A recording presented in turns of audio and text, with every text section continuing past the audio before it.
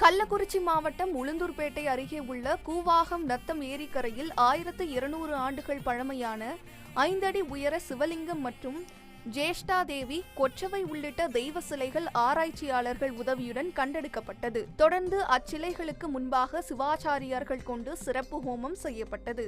பின்னர் பூஜிக்கப்பட்ட புனித நீர் மற்றும் பல வகையான திரவியங்கள் கொண்டு அபிஷேகங்கள் மற்றும் ஆராதனைகள் நடைபெற்றன.